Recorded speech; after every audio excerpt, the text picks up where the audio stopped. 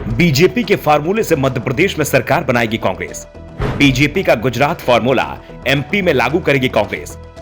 30% विधायकों का टिकट काटेंगे कमलनाथ। चुनाव से 6 महीने पहले उम्मीदवार घोषित करेगी कांग्रेस। मध्य प्रदेश में विधानसभा चुनाव को लेकर कांग्रेस और बीजेपी दोनों ही दल सर्वे करा रहे हैं। बीजेपी 3 स्तरीय सर्वे करा रही है तो कांग्रेस में 2 स्तरीय सर्वे चल रहा है। सर्वे की रिपोर्ट पर हर महीने मंथन चल रहा है और जो रिपोर्ट इस बार कांग्रेस प्रमुख के पास आई है उसने पार्टी के होश उड़ा दिए हैं। अभी तक पार्टी की ओर से दावा किया जा रहा था कि चुनाव में वो अपने सभी विधायकों को टिकट देगी, लेकिन कांग्रेस के सर्वे में जो रिपोर्ट आई है उसमें पार्टी के 27 विधायकों की हार तय बताई जा रही है। उनकी जमीन पर स्थिति बेहद कमजोर मानी जा रही है। कमलनाथ ने साफ साफ संकेत दे दिए हैं कि सर्वे में जो विधायक पास होंगे उनके नाम चुनाव से 6 महीने पहले ही घोषित कर दिए जाएंगे। इस बीच उनके हाथ में सभी 230 सीटों का सर्वे आ चुका है।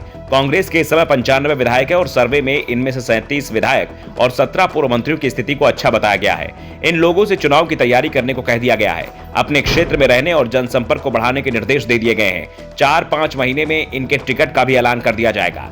इसके अलावा 9 युवा नेता और 14 विधायकों को कांटे की टक्कर बताए जा रहे हैं। उन्हें भी टिकट का आश्वासन दे दिया गया है।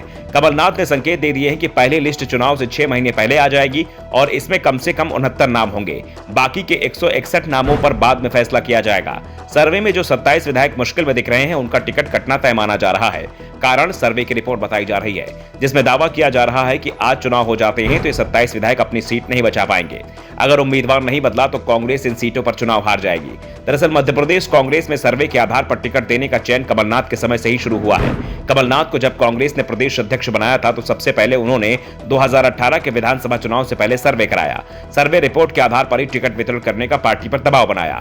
2018 में कमलनाथ की सिफारिश पर पार्टी ने कुछ हद तक स्वीकार किया और चुनाव परिणाम जब सामने आए तो कमलनाथ सही साबित हुए। कई सीटों पर कमलनाथ के दबाव के बावजूद बड़े नेताओं के टिकट नहीं काटे गए और इनमें से अधिकांश हार गए और जहां टिकट बदले गए वहां परिणाम कांग्रेस के पक्ष में आ गया। इसके बाद निकाय चुनाव में भी कांग्रेस ने टिकट देने से पहले सर्वे को आधार बनाया तो बीजेपी से 40% सीटें छीन ली। अब 2023 में कांग्रेस ने कमलनाथ को फ्री हैंड दे दिया है। वो चुनाव की तैयारी में जुटे हुए हैं। निशाने पर बीजेपी के बड़े नेता बने हुए हैं। खासतौर पर सीएम शिवराज सिंह चौहान कमलनाथ के निशाने पर आ चुके हैं। शिवराज बुधनी से चुनाव लड़ते हैं और इस बार शिवराज को उनके ही गढ़ में घेरने का प्लान तैयार किया जा रहा है। शिवराज के खिलाफ अभी से ही मजबूत उम्मीदवार की तलाश शुरू हो गई है। उम्मीदवार स्थानीय या बाहरी कोई भी हो सकता है। सिर्फ शिवराज ही नहीं, बीजेपी के दूसरे कद्दावर नेताओं को घेरने का प्लान भी बनाया जा रहा है। गृह मंत्री नरोत्तम मिश्रा खिलाफ रणनीति बनाने की जिम्मेदारी दिग्विजय सिंह ने उठा रखी है। वैसे 2018 के विधानसभा चुनाव में भी नरोत्तम बुरी तरीके से फंस गए थे। बमुश्किल से 2500 वोटों के अंतर से चुनाव जीत पाए थे। इसके साथ ही यह भी साफ हो गया है कि बीजेपी के गढ़ में इस बार कांग्रेस पार्टी के दिग्गज नेताओं की जगह उनके बेटों पर दाव लगाने की तैयारी है, जिससे पार्टी का वोट तो बना रहे, साथ ही युवाओं को भी पार्टी से जोड़ने में कामयाबी मिल सके। Bureau report, the Navdarpan news.